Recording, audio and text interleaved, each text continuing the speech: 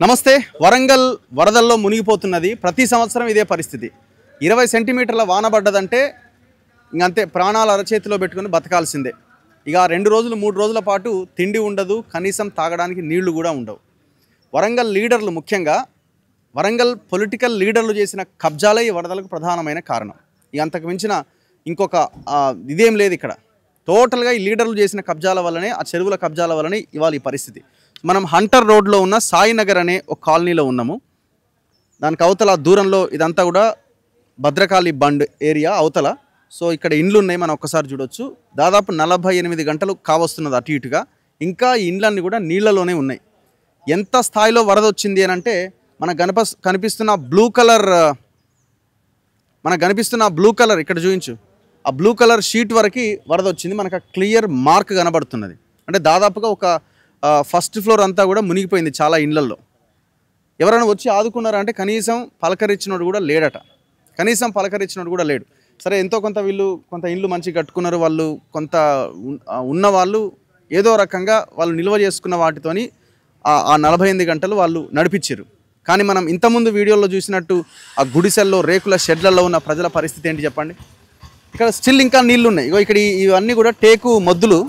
ఈ టేకు మొద్దులు ఎక్కడో చాలా దూరం నుంచి కొట్టుకొచ్చినాయట. దాదాపు ఒక లారీ టేకు మొద్దులు ఇక్కడ దాకా కొట్టుకొచ్చినాయి. ఆ వరదల్లో కొట్టుకొచ్చినాయి. ఇంత భారీ వెయిట్ ఉన్నటువంటి మొద్దులన్నీ కొట్టుకొచ్చినాయి. సో చూడండి ఒక్కసారి. చాలామంది ఆ బండ్లు మునిగిపోవడంతో వెహికల్స్ అన్నింటిని కూడా తీసుకొని వెళ్ళిపోతున్నారు రిపేర్ చేయించడం కోసం. ఇక్కడ నుంచి మొదలు పెడితే ఈ బ్యాక్ కాలనీలన్నీ కూడా మొత్తం మునిగిపోయినాయి. చాలా క్లియర్గా మనకి కనబడుతున్నది. అంతా చూడొచ్చు ఒకసారి. ఇంకా వాటర్ క్లియర్ అవ్వట్లేదు. సో ఇప్పుడు ఈ వాటర్ క్లియర్ ఎట్లా అవుతాయంటే, అక్కడున్న ఆ వాగు నుంచి వచ్చి చెరువులో కలిస్తే ఆ చెరువు వాటర్ ఎప్పుడైతే తగ్గుతాయో ఈ వాటర్ క్లియర్ అవ్వడానికి అవకాశం ఉంది. ఒకసారి స్థానికులతో మనం మాట్లాడదాం.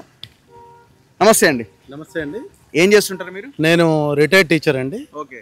Retired teacher. నేను ఇక్కడ నివాసం ఉంటాను. ఇల్లు ఎక్కడ? మా ఇల్లు ఇక్కడే అండి, పక్కన. ఆ బిల్డింగ్ మాదే అండి. ఏంటి పరిస్థితి? ఎవ్రీ ఇయర్ ఇదే సిచ్యువేషన్? ఈ సంవత్సరం ఇలాగే జరుగుతున్నది. ఏ మాత్రం భారీ వర్షం పడినా కూడా పైన ఇక్కడ గొలుసుకట్టు చెరువులు ఉన్నాయండి, 4 చెరువులు ఉన్నాయి. ఆ చెరువులు నిండగానే బొందివాగు నుండి డైరెక్ట్గా భద్రకాళి చెరువులకు పోవాలి వాటర్. యాక్చువల్గా న్యాచురల్గా వచ్చేటువంటి వాటర్ అందులోకి వెళ్ళాలి. కానీ బొందివాగు అంతా కూడా కబ్జాకు గురైంది. దీని వెనకాల రాజకీయ నాయకుల యొక్క హస్తం ఉంది. అదంతా కూడా కుంచుకుపోయి చిన్నగా కావడం వల్ల తర్వాత అశాస్త్రీయంగా బండు నిర్మాణం చేసిండ్రు. ఈ నీళ్లు చెరువులోకి వెళ్లకుండా బండు నిర్మాణం చేయడం వల్ల, అక్కడ షటర్లు పెట్టకపోవడం వల్ల మొత్తం ఈ ప్రాంతం అంతా కూడా, ఈ అంటర్ రోడ్ ప్రాంతం అంతా కూడా ముప్పుకు గురై. ఈ బండ్ నిర్మాణం వల్ల అక్కడ చాలా కాలనీలు కూడా మునిగిపోతున్నాయి. ఇది ఒకటే కాదు, ఇప్పుడు అక్కడ పోతన్ నగర్ ఎఫెక్ట్ కూడా అదే అంటున్నారు. వాస్తవంగా బొందివాగు నుండి వచ్చినటువంటి వర్షపు నీరు చెరువులోకి వెళ్ళాలి. చెరువులోకి వెళ్లకుండా బండు నిర్మాణం చేయడం జరిగింది. అక్కడ షటర్లు పెట్టలేదు. కనీసం ఒక 10 షటర్లు పెడితే వచ్చినటువంటి వర్షపు నీరు అంతా కూడా చెరువులోకి వెళ్ళిపోతుంది.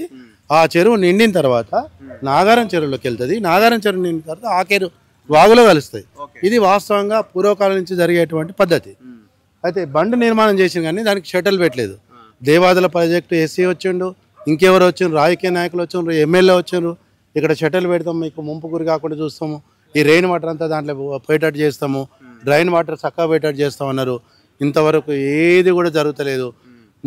మొన్న సాయంత్రము భారీ వర్షం, 14 గంటలు భారీ వర్షం పడ్డది. ఆ తర్వాత వెంటనే సాయంత్రం 4:30-5 గంటల వరకు వాటర్ వస్తూనే ఉన్నది. ఎంతవరకు మునిగింది మీ ఇల్లు? సుమారుగా 6 ఫీట్లు మునిగిందండి. కింద 6 ఫీట్లు మునిగింది, గ్రౌండ్ ఫ్లోర్ 6 ఫీట్లు మునిగింది. బయటకు వచ్చేటువంటి పరిస్థితి లేరు. ఈ రోజు వరకు, ఇప్పటి వరకు కూడా 48 గంటలు అవుతుంది. ఏ అధికారి కూడా మా దగ్గర రాలేదండి. ఇంతవరకు ఏ అధికారి రాలేదు, మంత్రి రాలేదు. మా ఎమ్మెల్యే గారే మంత్రి మాకు. ఈ ఎమ్మెల్యే ఎవరు ఇక్కడ?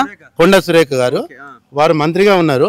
ఇంతవరకు మంత్రి రాలేదు, ఏ అధికారి రాలేదు, ఏ పొలిటికల్ లీడర్ రాలేదు. మీకు ఏం కావాలి, మరి మీ సమస్య ఏంటిది? మా సమస్య ఎన్నోసార్లు విన్నవించుకున్నాం. గత 2 సంవత్సరాల కింద 2023లో కూడా ఇదే మాదిరిగా వచ్చినప్పుడు, అప్పుడు మున్సిపల్ శాఖ మంత్రి కేటీఆర్ ఉండే. కేటీఆర్ స్వయంగా వచ్చిండు, మీకు ఇటు పెడతా అటు పెడతా, ఇది చేస్తా అది చేస్తా అని చెప్పిండు. మీకు ఏం లేదు, జీరో. నైట్ అంతా ఎట్లున్నారు మీరు? మీరు ఫస్ట్ ఫ్లోర్ లో ఉన్నారా? కరెంటు లేదండి. కింద ఉన్నటువంటి వాళ్ళందరినీ కూడా పైకి రమ్మను, మా ఇంట్లోనే ఉంచుకున్నాము. మాకు తాగడానికి కనీసం నీళ్ళు లేవు. ఏదో ఉన్న నీళ్లను తాకుంటూ కొనసాగించడం పోరాడినాము. తర్వాత నీళ్ళ తీసుకొచ్చి ఇచ్చిన వాళ్ళు లేరు, పాలు తీసుకొచ్చి ఇచ్చిన వాళ్ళు లేరు, ఏది లేదు. ఏదో స్నానాలు చేయకుండా అడ్జస్ట్ అయ్యి పానాలు బిక్కు బిక్కు అనుకుంటే అరచేతులు పట్టుకొని ఇగో ఈ రకంగా ఉండడం. అన్ని మునిగిపోయినా, టీవీలు పోయినాయి, కార్లు బండ్లు, టీవీ పోయినాయి, అసలు తినడానికి బియ్యం కూడా లేవు ఇంట్లో. పరిస్థితి కారు బయట పెట్టి వచ్చినండి, కార్లన్నీ బయట పెట్టుకొని వచ్చినాము. అంటే చాలా ఘోరమైనటువంటి పరిస్థితి. మా మిత్రులు కూడా ఉన్నారు, ఇగో వీళ్ళు మొత్తం మునిగింది. ఫంక్షన్ హాలే కట్టిరు కదా ఇక్కడ, ఫంక్షన్ హాల్ ఇది. ఇక్కడ మార్వాడీస్ కూడా బాగా కట్టిరాడు కదా, అవన్నీ కబ్జాలే, అది కూడా మునిగింది. చాలా కబ్జాలు జరిగినాయి, ఇవన్నీ కబ్జాలు చేసిండ్రు. చాలా కుంటలు ఉండే చెరువు, ఇది కాదండి, పైన చాలా కుంటలు, చెరువులు అన్ని కబ్జాలు.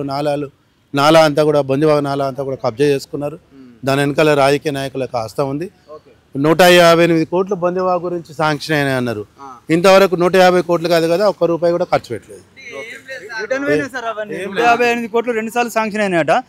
గవర్నమెంట్ దీన్ని వాడుకోక వేరే దాన్ని వాడుకొని వేరే మలుచుకున్నారు సార్. అది ఇంతవరకు 150 కోట్లు, మళ్ళీ సెకండ్ టైం కూడా 150 కోట్లు రెడీ ఉన్నాయి, కానీ వర్క్ చేయట్లేదు. మీ ఇల్లు ఎక్కడ? గల్లీలో ఉంది. మొత్తం మునిగిందా? సార్. నైట్ అంతా ఎట్లా? నైట్ అంతా ఎక్విప్మెంట్ పైన ఫస్ట్ ఫ్లోర్ లో వేరే పక్క బిల్డింగ్ లకి అందరు పైకి ఎక్కేసిరా మొత్తం అంతా? అన్ని పైకి ఎక్కేసి టోటల్. మీది ఎక్కడ బ్రదర్? అది ఇక్కడే సార్. అది ఏం లేదు సార్, దీనికి సింపుల్ సొల్యూషన్, అసలు చిన్న సొల్యూషన్ వాళ్ళకు తెలిసి చెప్తాను. ఈ నీళ్లు పోవడానికి లోపల పోవడానికి దారి లేక రిటర్న్ వస్తున్నాయి. ఇంత ఉంటుంది సార్ హోల్, ఒక 10 ఫీట్లు కూడా ఉంటుంది, 5 ఫీట్ల హోల్ నుంచి దాంతో 20 రేట్లు వస్తే ఒక్క రేట్ ఎట్లా పోతుంది సార్? అదే వచ్చిన నీళ్ళు వచ్చినట్టు ఒక్క జేసీబీ 4 గంటలు పెట్టి కట్టకి ఇట్లా అంటే మొత్తం పోతాయి. అంటే ఇట్లా అనమని కాదు, దానికి ఒక 4 షటర్లు 10 షటర్లు పెట్టిల్లు అంటే ఈజీగా అసలు ఈ సమస్య సాల్వ్ అవుతుంది. ఈ చిన్న దాన్ని ఎందుకు చేస్తలేరు అనేది అర్థమవుతుంది. రీజన్ ఏమన్నా ఉందా? వేరే వాళ్ళ ఇంట్లో అవన్నీ మునిగే అవకాశం? షటర్ల కోసం కూడా వదిలిపెట్టిరు సార్, అది వదిలిపెట్టిల్లు. షటర్ల కోసం వదిలిపెట్టు, 10 షటర్ల కోసం వదిలిపెట్టు, కానీ చేయట్లేదు, అది వర్క్ చేయట్లేదు. 10 షటర్ల కోసం దాదాపు ఒక 15-20 మీటర్లు వదిలిపెట్టారు. లీడర్లు అధికారులు ఎందుకు రాలేదు? మీరు అంతా నిర్లక్ష్యం సార్, అంతే సార్. అధికారుల నిర్లక్ష్యము, లీడర్ల నిర్లక్ష్యం. చాలా దిక్కులు చాలా ఏరియాలలో వచ్చినాయి కాబట్టి అటు పోవచ్చు. ఒక 100 కాలనీలు మునిగినాయి అంటే అటు పోవచ్చు. సో ఒకసారి మనం లోపలికి వెళ్ళే ప్రయత్నం చేద్దాం. నాతో పాటు పృథ్వీరాజ్ అన్న కూడా ఉన్నారు. సో కాలనీ సిచ్యువేషన్ ఇది. సో మీరు వరంగలే కదా, మరి మీరు వరంగలే ఏం గమనించినారు ఇక్కడ? ఈ వరదల కారణాలు ఏంటి? క్లియర్ కట్గా వర్షం వచ్చుడు ఒక ఎత్తు అయితే పాలకుల పనితీరు చాలా క్లియర్ గా కనబడుతుంది ఇక్కడ. అంటే ఎవరు ప్రజలను పట్టించుకుంటూ లేనేలేరు.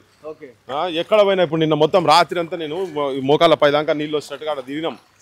యూనివర్సిటీ ఏరియా మొత్తం, కాకతీయ యూనివర్సిటీ సైడ్ మొత్తం ఘోరం అరణ్య రోదనం అయిపోయింది వాళ్ళ జనాలు. అది మొత్తం కంప్లీట్ గా వాళ్ళు అనేది ఏంటంటే ఆడ అంతకుముందు మనం లాస్ట్ 2 years బ్యాక్ ఒకసారి వచ్చి మనం అక్కడ స్టోరీ చేసినాం, గోపాల్పూర్ చెరువు కాడ.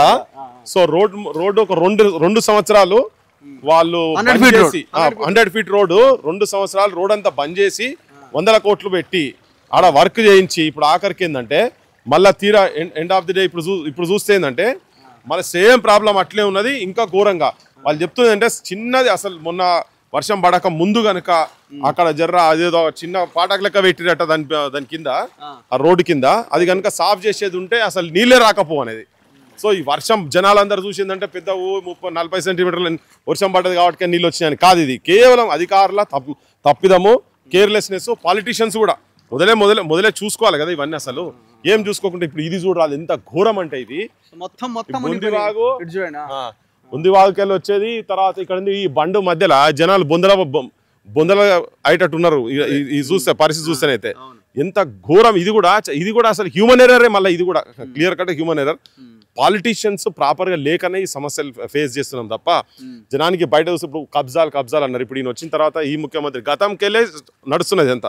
ఈ కబ్జాలు ఎక్కడెక్కడైతే ఉన్నాయో అక్కడి నుంచి మన ప్రాపర్గా వాటర్ ఫ్లో ఉండాలి కదా. ఇప్పుడు అది బంద్ చేస్తున్నప్పుడు అక్కడ నీకు ఎట్లా పోవాలి? ఇప్పుడు మనం ఓన్లీ జస్ట్ 10 సెంటీమీటర్స్ పడితే కూడా మునిగిపోతున్నాయి. అవును, అసలు ఈవెన్ ఫుల్ నువ్వు 30-40 సెంటీమీటర్స్ పడ్డా కానీ నీకు బయట పోయేంత పెద్ద కాలువలు ఉన్నాయి ఈడ.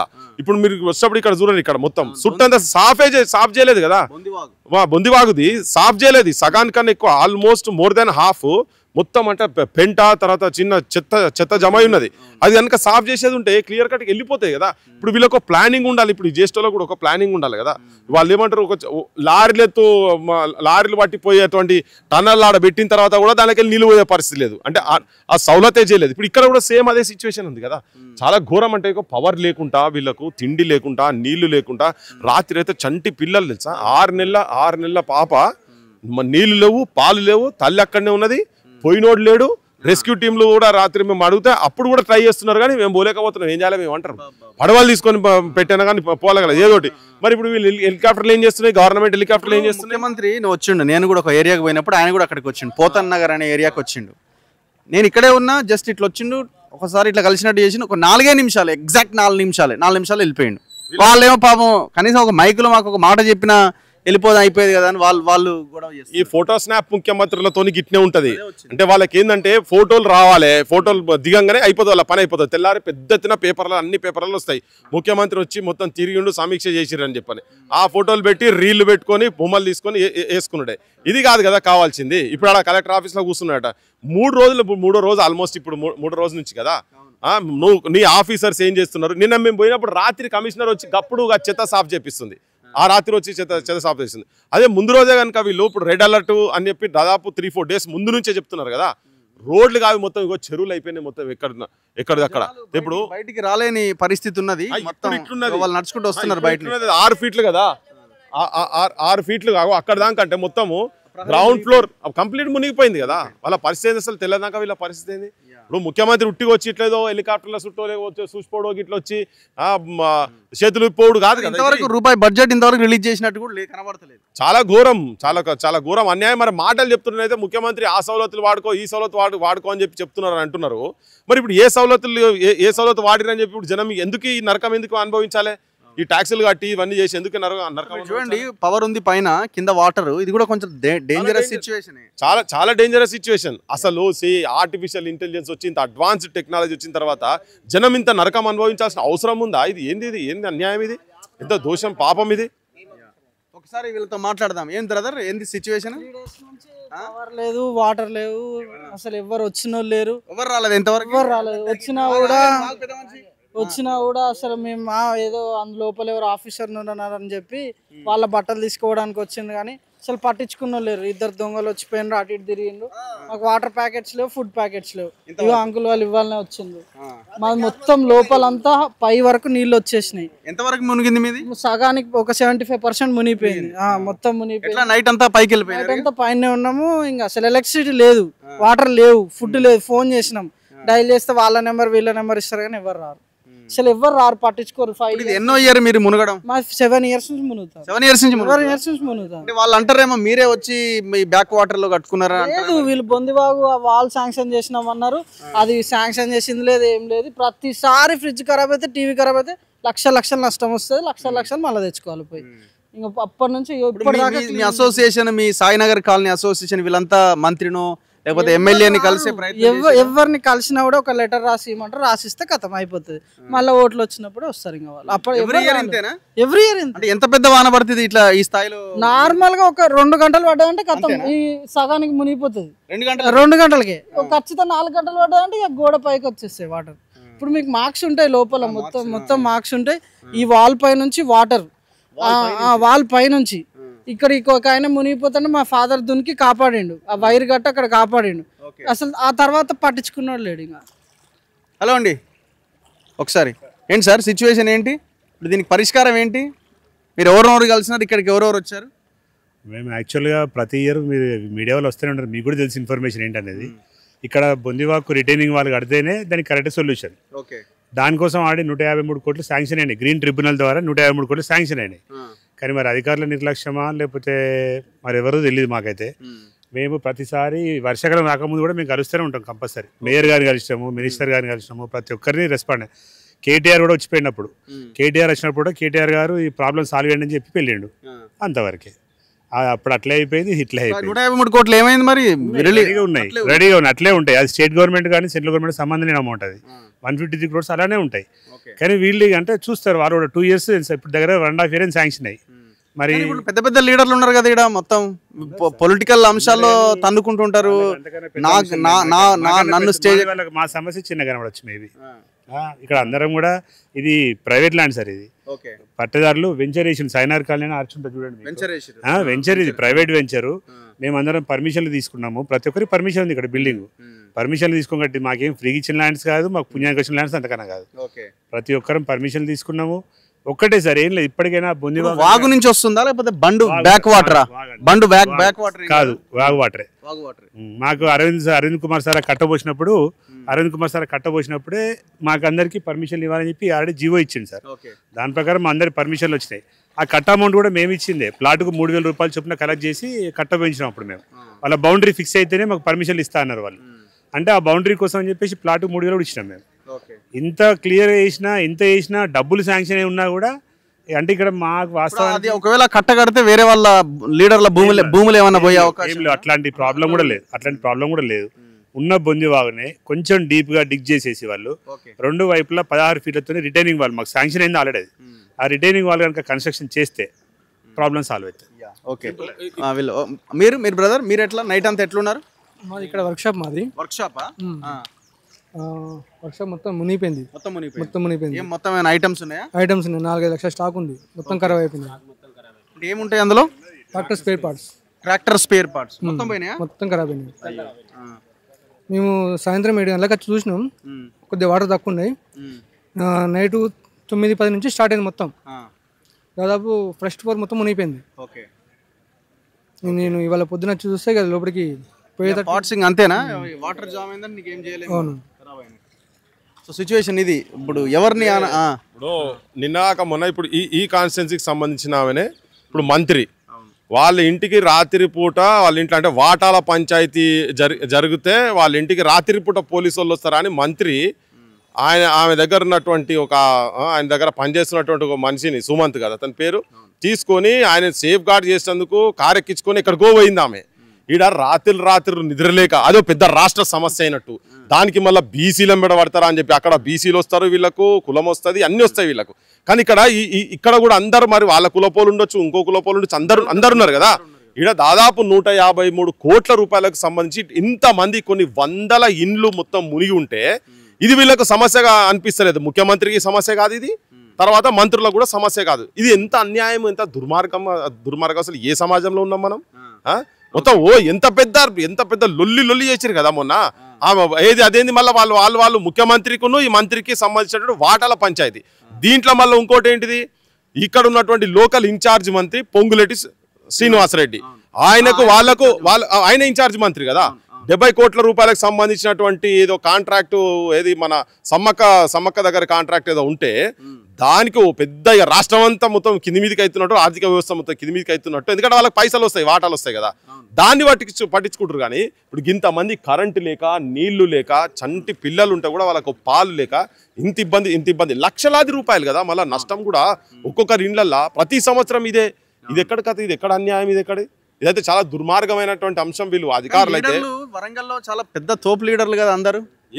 ఈగోస్ ఉంటాయి వీళ్ళకి, ఏమైనా ప్రోటోకాల్ ఇష్యూస్ వస్తుంటాయి, అన్నిటి మీద చాలా గొప్పగా ఫైట్ చేస్తుంటారు ఒకరి మీద ఒకరు. కానీ జనాలకు సమస్య వచ్చినప్పుడు ఇట్లా వరంగల్ ఉన్నది. అంటే వరంగల్ హైదరాబాద్ తర్వాత మనం వరంగల్ సిటీ గురించి మనం మాట్లాడుకుంటాం కదా, ఇది 2వ రాజధాని చేయాలి, దాని తర్వాత సిటీ, ఇది పెద్ద సిటీ అని మాట్లాడదాం. ఇప్పుడు హైదరాబాద్లో మనం సేమ్ ఇదే సిచ్యువేషన్ చూస్తుంటాం.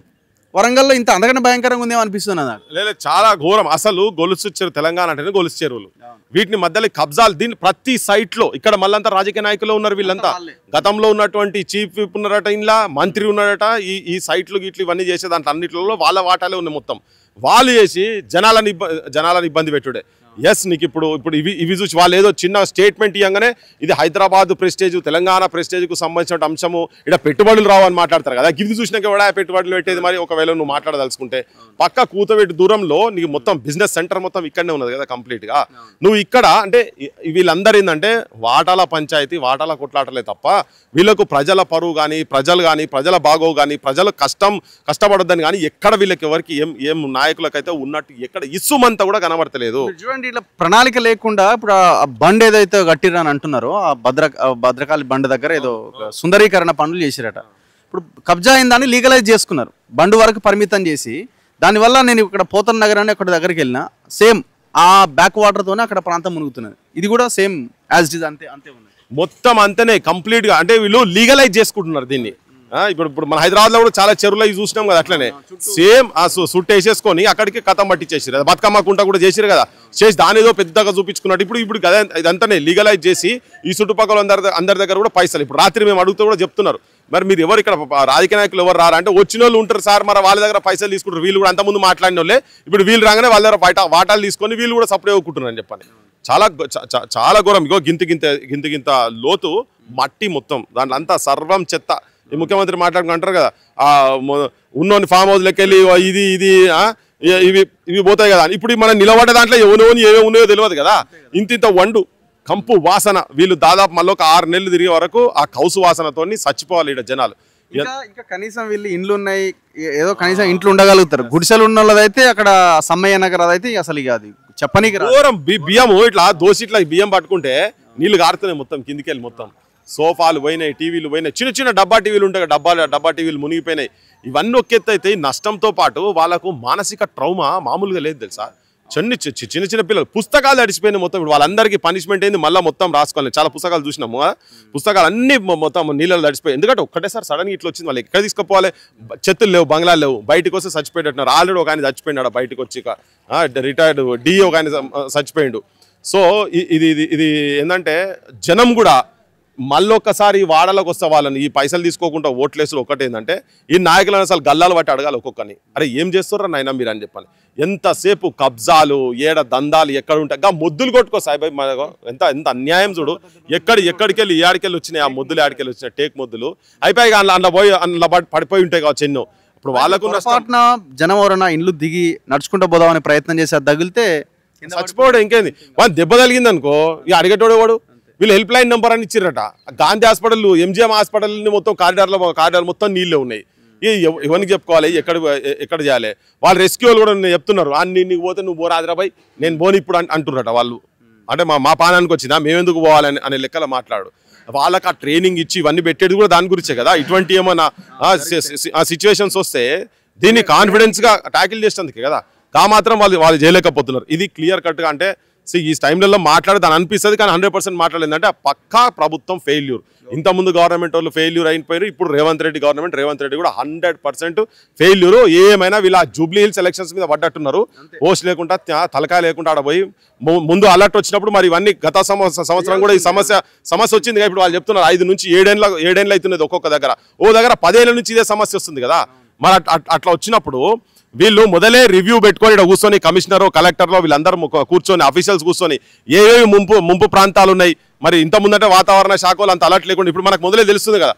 కూర్చొని వాళ్ళకి ఏమైనా ఫండ్స్ కావాలన్నా, ఎక్కడెక్కడ ఏంది, కాలువలు సాఫ్ ఉన్నాయా లేవా, కాలువలు సాఫ్ లేని కాడ ఎట్లా సాఫ్ చేయాలి, ఇవన్నీ అయితే ఆ ప్లానింగ్ అయితే ఉండాలి కదా. అవన్నీ అయితే ఏమున్నట్టు బాధ్యత లేకుండా ఇప్పుడు అయిపోయిన పెళ్లికి డప్పులు కొట్టినట్టు, దొంగల వాడ 6 నెలలకు కుక్కలు మురిగినట్టు ఇప్పుడు వచ్చి కుక్కలే కాడ కూర్చొని రేవంత్ రెడ్డి ఆడ కూర్చొని మొత్తుకొని పోతాడు. పొద్దుగా పేపర్లలో ఇంత పెద్ద ఐటమ్స్, బ్యానర్ ఐటమ్స్ చేస్తారు వాళ్ళకి సంబంధించిన పత్రికలలో.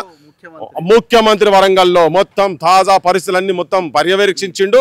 వెంటనే సమస్యలన్నీ యుద్ధ ప్రాతిపదికన చేయాలని చెప్పని ఏయంగానే ఇవన్నీ చదువుతారు. హైదరాబాద్లో అబ్బా ఎంత ఎఫెక్టివ్ ముఖ్యమంత్రి, ఆడి పోయి కూర్చున్నాడు. లింగలింగ అని కూడా నడుచుకుంటా కలెక్టర్ ఆఫీసులకు ముఖ్యమంత్రి పోయి కూర్చున్నాడు అని చెప్పని ఇవన్నీ కథలు చెప్పుకుంటూ తిరుగుతారు. ఆ వందిమాగదులు ఛానళ్ళు కూడా గవే చూపిస్తాయి, వాళ్ళకి సంబంధించిన ఛానల్ అన్ని గవే చూపించి వాడు తానే అంటే తందానా ఆ empty vessels make more noise అన్నట్టుగా ఈ ఖాళీ డబ్బాలు మొత్తం కొట్టి సపోర్ట్ పెడితే జనాలంతా సపోర్ట్ కొట్టుకుంటూ కూర్చోవాలి. Anyway thank you very much Prithviraj Yadav గారు. సో ఇది సిచ్యువేషన్, ఇంత భయంకరంగా ఉంది వరంగల్. మనం నెక్స్ట్ టైం మీరు చూడండి, మళ్ళీ నెక్స్ట్ టైం వరదలు వచ్చినా కూడా మళ్ళీ మనం ఇక్కడికి వస్తే ఇదే పరిస్థితి ఉంటుంది. వీళ్ళు అసలు సమస్య నుంచి బయటపడేయడానికి మార్గాలు ఏంటో ఆలోచించాలి. వితౌట్ సొల్యూషన్ మనం ఇప్పుడు ఏమి ఇవ్వాలి, తాత్కాలికంగా మనిషి కుటుంబానికి 10,000 ఇవ్వాలన్నా, 5,000 ఇవ్వాలన్నా, దానివల్ల వీళ్ళకి ఒరిగేది ఏమీ లేదు. వాళ్ళు ఒక శాశ్వత పరిష్కారాన్ని కోరుతున్నారు. ఆ శాశ్వత పరిష్కారం దొరకాలంటే కబ్జాలు తీసేయాలి, ఆ రిటైనింగ్ వాల్స్ కట్టాలి, ఎక్కడెక్కడ వాటర్ ఫ్లో ఈజీగా వెళ్ళాలో దానికి సరిపడా చర్యలు తీసుకోవాలి. అప్పుడు మాత్రమే ఈ సమస్యలకు పరిష్కారం దొరుకుతుంది. హైదరాబాద్ ఎట్లుందో వరంగల్ అంతకంటే భయంకరంగా ఉన్నది. కెమెరామెన్ పాషాతో రఘు, మన తొలి వెలుగు.